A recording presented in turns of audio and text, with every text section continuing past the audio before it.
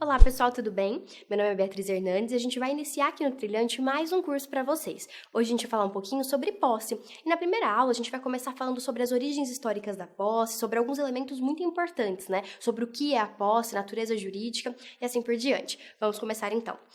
Começando com as origens históricas da posse, é importante a gente lembrar que a posse ela tem origens lá no direito romano, então ela é um instituto jurídico bem antigo e lá a posse ela tinha como elementos principais o animus e o corpus. Entretanto, apesar de haver esses elementos e haver referências a esses elementos, não havia uma especificação, né, de como era a atuação de cada um destes elementos, do corpus e do animus. Séculos depois, dois grandes estudiosos, dois grandes juristas do nosso direito civil, passaram a estudar um pouco o direito romano e passaram a tentar criar, né, algumas teorias da posse, justificar, explicar o que eram esses elementos da posse. Diante disso, dois grandes juristas ficaram muito famosos em matéria de posse e a gente vai estudar um pouquinho sobre as teorias que eles desenvolveram. A gente tem de um lado Savigny e de outro lado Hering. O primeiro criou a teoria subjetiva da posse e o segundo a teoria objetiva da posse. Quais são as características dessas teorias? Bom, para Savigny, que criou a teoria subjetiva da posse, existem dois elementos que configuram a posse, o corpus e o animus, só que ele dá uma maior atenção, uma especial atenção ao animus, porque ele diz que o corpus é a relação, portanto, que o possuidor tem com o bem, mas o animus é a intenção que o possuidor tem de se tornar dono, de se tornar proprietário. Por isso, quando há uma relação de posse entre o possuidor e o bem, o que é relevante para Savigny é justamente a intenção que este possuidor tem de se tornar proprietário, é o que a gente chama de animus domini, é a intenção que ele exala, que ele exterioriza de se tornar dono, de se tornar proprietário daquele bem.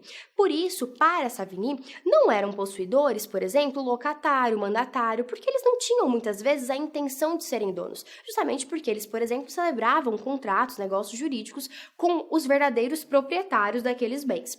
Por outro lado, temos a teoria objetiva da posse, que é a teoria de Hering. Para Hering, a relação entre a relação possessória ela é caracterizada pela relação que o possuidor tem com o bem, e esse animus ele não significa a intenção de se tornar dono, não significa o animus domini, se refere justamente àquela situação que se estabelece entre o possuidor e o bem, não necessariamente que o possuidor ele tenha que ter, né, ele não exige do possuidor esse animus domini, que é essa intenção de se tornar dono, de se tornar proprietário do bem. Bom, delineadas essas duas principais características, né, que diferem uma teoria da outra, eu pergunto para vocês, qual foi a teoria que foi adotada pelo nosso Código Civil de 2002? E aqui, né, eu chamo a atenção de vocês para explicar o seguinte.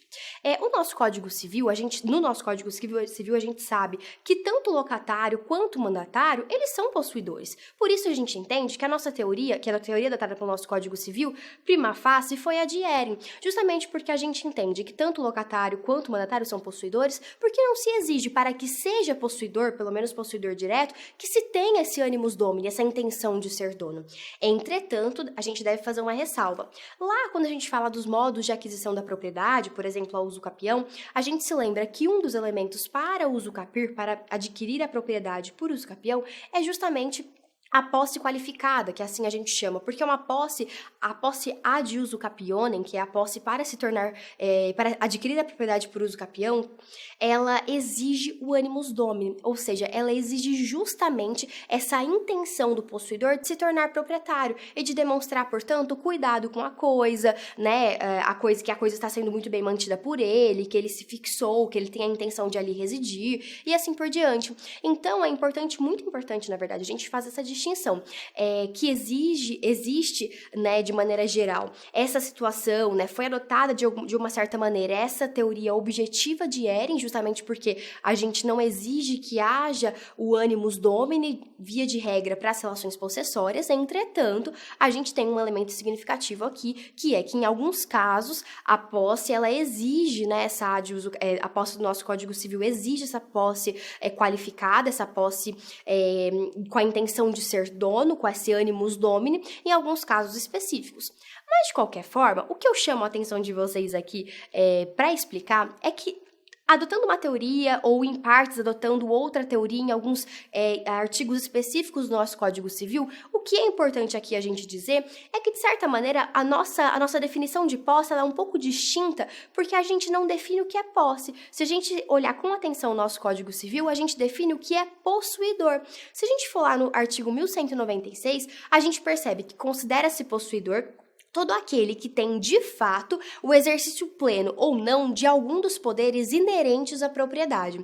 Diante disso, a gente percebe que o nosso Código Civil ele não definiu o que é posse, ele definiu o que é possuidor, dizendo que é possuidor aquele que exerce de fato algum dos poderes inerentes à propriedade. Quais são essas faculdades inerentes à propriedade? É usar, gozar, dispor e fruir da coisa. Então é perceber os frutos, é a possibilidade de alguma maneira alienar ou gravar o bem. Então são essas as faculdades, né, que são inerentes à propriedade. E a partir do momento que uma pessoa passa a exercer um ou algum dessas faculdades, desses poderes inerentes à propriedade, é sim considerado possuidor.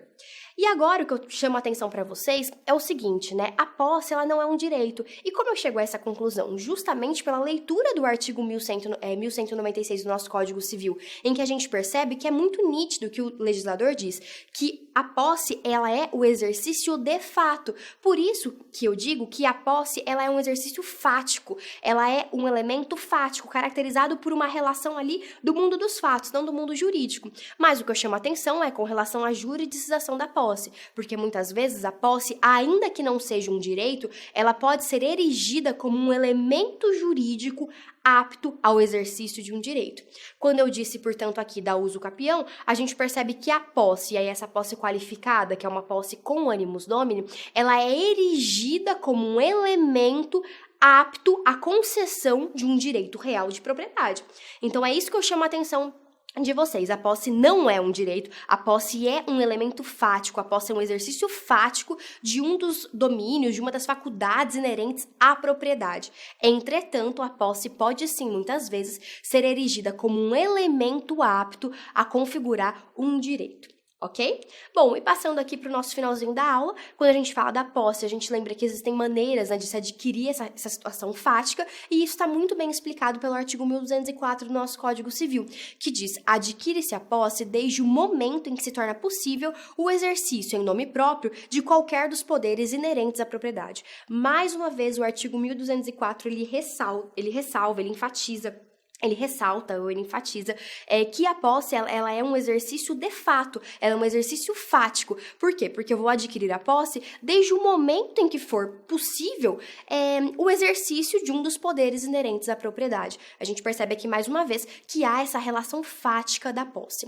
No artigo 1206 e no artigo 1207 a gente vai entender sobre sobre a continuidade da posse, né? Porque a posse ela vai ser transmitida aos herdeiros e legatários do possuidor com os mesmos caracteres. Isso vai ser muito importante para nossas próximas aulas, quando a gente for estudar um pouquinho sobre as modalidades da posse, posse justa, posse injusta. Isso quer dizer o quê? Que se a minha posse é justa, eu vou transmiti-la com a mesma natureza em que eu a adquiri. Então, quando eu adquiro a posse, se ela é justa ou se ela é injusta, eu vou transmitir essa posse com esses mesmos caracteres. E no artigo 1207, é uma ressalva muito importante que ele faz, uma distinção muito importante entre o sucessor universal e o sucessor singular. Por quê? Porque o sucessor universal, ele continua o direito de posse do seu antecessor, que é um pouquinho o que diz o artigo 1206, quando a gente fala justamente que a posse ela vai ser transmitida com os mesmos caracteres em que foi adquirida, é o que fala a primeira parte do 1207. O sucessor universal continua o direito de posse do seu antecessor com as mesmas características.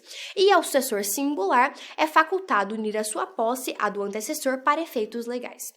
Legal, pessoal? Bom, a gente continua na próxima aula em que a gente vai abordar um pouquinho sobre as modalidades de posse. Fiquem de olho!